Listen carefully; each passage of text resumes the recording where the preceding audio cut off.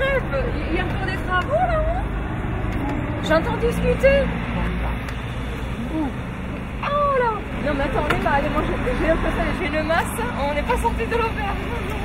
Une fois par mois, les deux Mireilles de l'association Valentin et Huy, comme on les appelle familièrement, se rendent en bus à la piscine de Saint-Paul-les-Dax pour une séance d'aquagym organisée par le Conseil général des Landes. Leur parcours du combattant débute.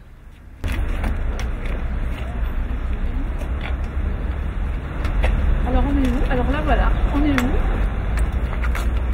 Hop là, ah, en plus c'est quoi ce truc? Dans certains endroits, quand on est connu, quand on se déplace comme nous, mes collègues en accessibilité, on est chanceux. Et on est 3 ou 4 à être chanceux parce que nous voient arriver avec nos cannes parce qu'on fonce. Ils nous disent stop, ils nous font passer. Voilà. Mais on n'a pas toujours des cantonnés sympathiques ou des travailleurs là qui vont nous dire attention quand ils sont avec leur marteau-piqueur, ils ne nous entendent pas arriver quand on tourne le dos. Alors nous on entend par contre les marteaux-piqueurs, qu'est-ce qu'on fait là? Eh bien, c'est la panique. On s'arrête, on ne sait pas où aller, on ne sait pas d'où vient. Si quelqu'un va nous dire alors on est là ou avec nos cannes ou sans cannes. Qu'est-ce qu'on fait souvent? On fait demi-tour. Voilà, on ne sort plus. Voilà. Il faut connaître aussi, il faut savoir où sont les travaux. Quelquefois, vous arrivez, vous prenez un trajet, vous prenez un poteau, vous ne savez pas pourquoi. Si tout est prévu à la piscine de Saint-Paul-les-Dax pour accueillir les handicapés, la vraie difficulté réside dans l'accès aux lieux.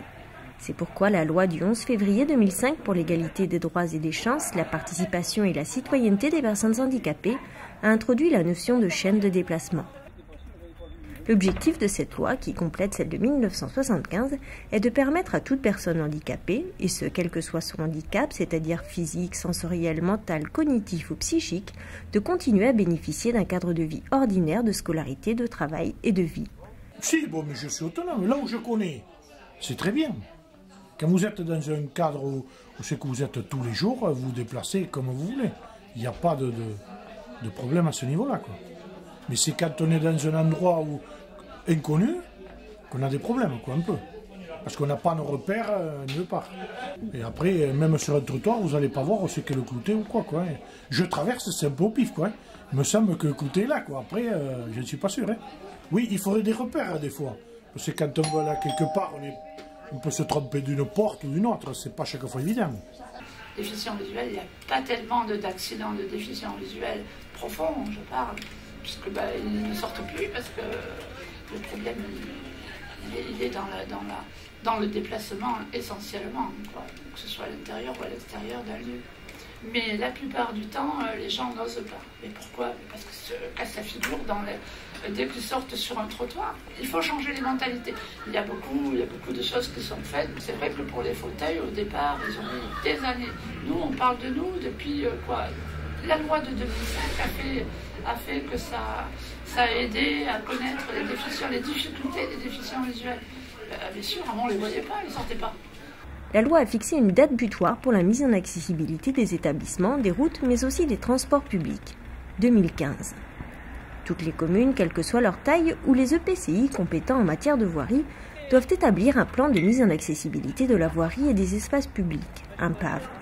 Élaboré à l'initiative du maire, il doit déterminer le programme de travaux de mise en accessibilité, fixer les délais de réalisation et prévoir des mesures concernant le respect des règles de stationnement. Gibrette, petite commune de moins de 100 habitants située au cœur de la Chalosse, a élaboré son PAV en concertation avec des associations de personnes handicapées et l'aide de la Direction départementale des territoires et de la mer, la DDTM.